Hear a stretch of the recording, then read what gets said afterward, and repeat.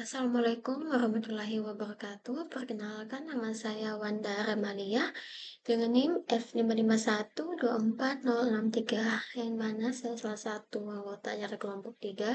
Pada hari ini akan membahas mengenai tes proses KPL, yang dimana kelompok saya mengambil API publik, yaitu data API Builder.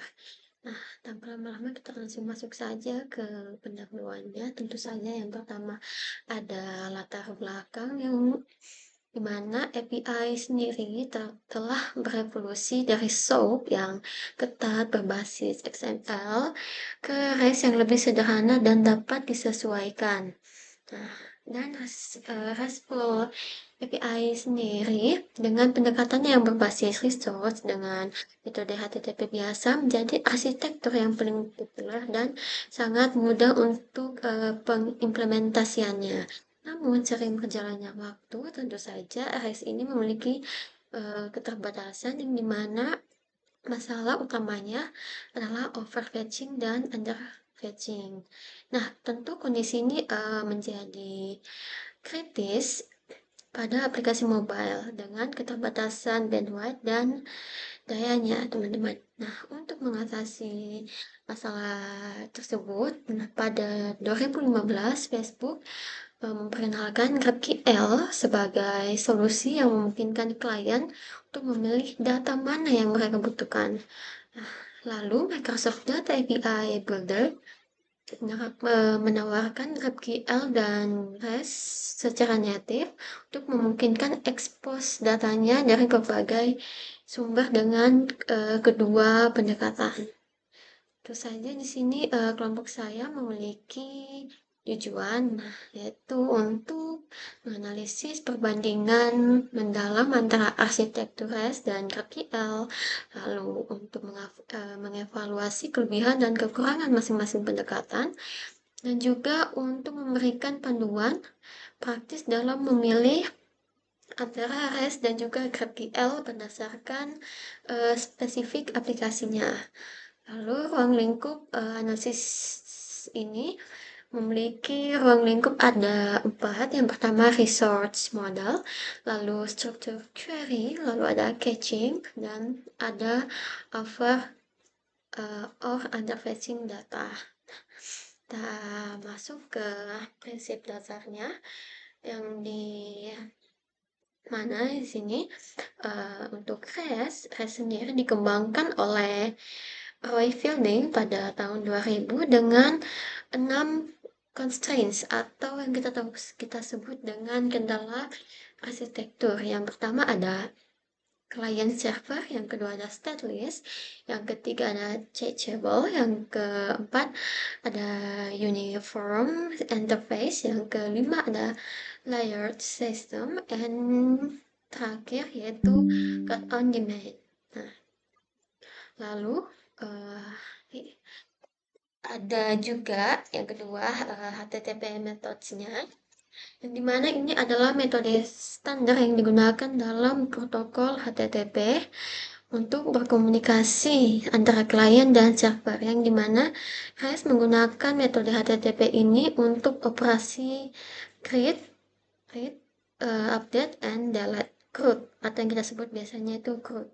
Nah, itu dia ada 5 metodenya. Yang pertama ada get untuk mengambil representasi resource, lalu ada post untuk membuat resource baru, yang ketiga ada put untuk mengupdate resource yang sudah ada, yang keempat ada delete untuk menghapus resource-nya, dan yang kelima ada patch untuk memodifikasi resource. Lalu untuk prinsip dasar dari GraphQL sendiri itu ada 4, teman-teman. Yang pertama ada schema and type system, mana GraphQL menggunakan strongly type schema yang mendefinisikan semua tipe data dan operasi yang tersedia, yang dimana setiap field itu harus memiliki data yang spesifik yang memungkinkan validasi query pada waktu kompilasi. Lalu yang kedua itu ada single ada single point yang dimana berbeda dengan REST yang membutuhkan multi endpoint, sedangkan GraphQL dia hanya memiliki satu endpoint untuk semua operasi datanya. Makanya dia disebut dengan single point. Lalu yang ketiga ada three operation types, yaitu yang pertama itu ada query, yang kedua ada mutation, yang ketiga ada subscription. Lalu yang terakhir itu client specific queries, yaitu klien yang memiliki kendali penuh untuk menentukan data apa yang dibutuhkan dan untuk menghilangkan masalah overfetching dan juga masalah underfetching itu sendiri. Oke. Demikian dari saya untuk pembahasan pendahuluan dan juga prinsip dasar dari REST dan GraphQL, dan selanjutnya akan dilanjutkan oleh teman saya. Terima kasih. Ya baik, perkenalkan nama saya Christian Marcel Casio, NIM F551240066. Di sini saya akan menjelaskan, meneruskan penjelasan dari teman saya yang tadi prinsip dasar, sekarang masuk ke dalam studi kasus. Nah, mungkin saya akan menjelaskan secara singkat data API Builder itu apa. Data API Builder itu adalah open source solusi dari Microsoft dalam membuat API, solusi untuk para developer dalam membuat API, sehingga para developer tidak perlu lagi membuat API sendiri. Jadi kita hanya perlu database dan memilih jika ingin membuat REST API, dia akan menyiapkan endpoint API sendiri, berarti dia akan membuat skemanya begitu. Jadi dia bisa membaca langsung database-nya kita. Begitu. Mungkin akan lanjut ke studi kasusnya. Jadi data studi kasusnya itu yang saya ambil monitor sensor IT. Kenapa? Karena data API Builder sendiri ini termasuk luas cakupan studi kasusnya. Jadi saya mengambil monitoring sensor IoT yang dimana user akan membuat suatu aplikasi yang berbasis IoT yang ingin mencatat suhu ruangan. Begitu. Jadi dia mungkin nanti punya dua tabel, yaitu tabel sensor dan tabel data sensor begitu. Dua tabel yang terpisah. Nah, jadi bagaimana studi kasusnya? Jadi studi kasusnya itu seorang user mempunyai dua tabel, yaitu sensor dan data sensor yang berbeda. Namun sensor ini bisa memiliki banyak data sensor dan data sensor bisa dimiliki oleh satu sensor, banyak dimiliki oleh satu sensor. Begitu.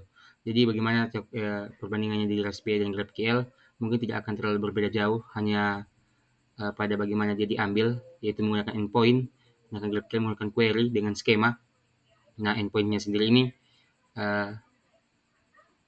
tidak bisa kita mengakses parent dan childnya secara bersamaan.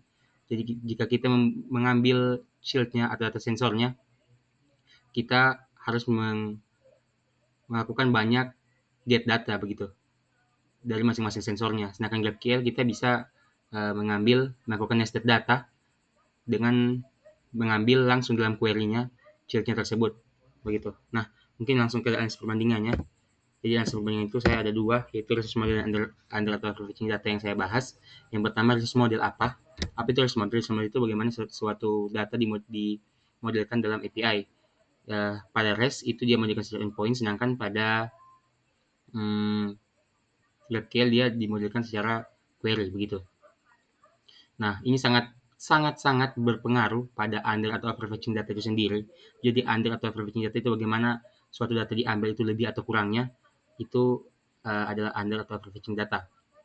Nah, pada kasusnya ini seorang user ingin menampilkan data di front end-nya begitu, yang seperti saya bilang tadi, dia ingin menampilkan data di aplikasinya, data dari sensornya itu, dia hanya ingin menampilkan data yang terakhir begitu, 2 jam terakhir, 3 jam terakhir seperti itu.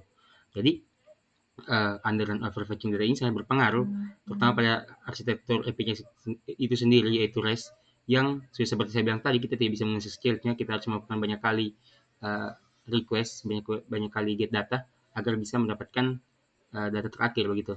Sedangkan pada GraphQL, under overfetching data itu sangat kurang, sangat bisa diselesaikan masalahnya karena dia bisa melakukan nested data begitu.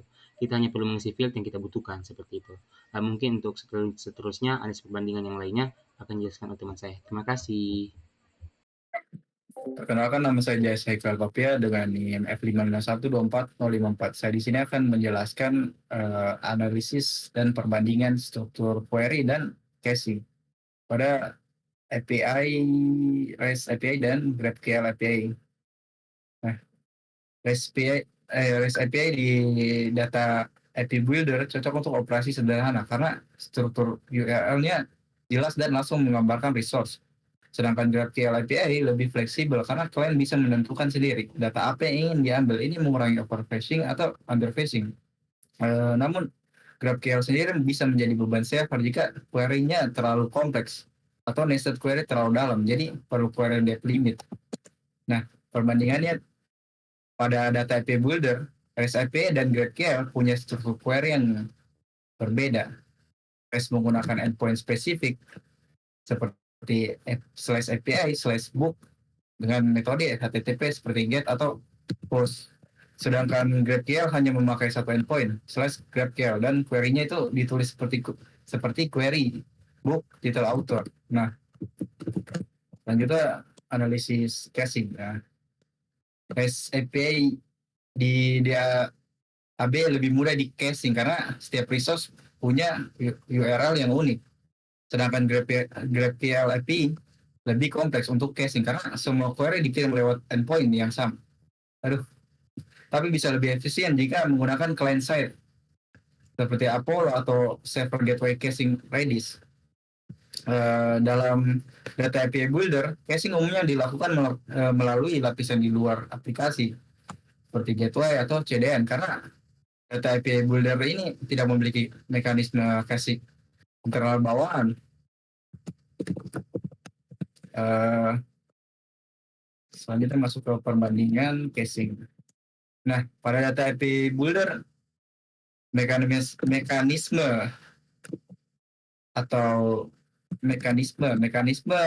REST API dan Graph API memiliki perbedaan, yang dimana REST API unggul dalam caching karena setiap resource punya URL tetap dan bisa memanfaatkan header seperti e-tag atau cache control, sedangkan GraphQL API memerlukan pendekatan caching yang lebih kompleks seperti caching di tingkat client atau gateway. Tapi